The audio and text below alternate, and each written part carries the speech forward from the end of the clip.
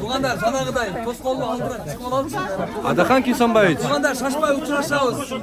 Yoldu bu şoğlu Adakan Kimsonboyevich. uçuraşağız bari. Bu yerden alıp alalım Tugandar.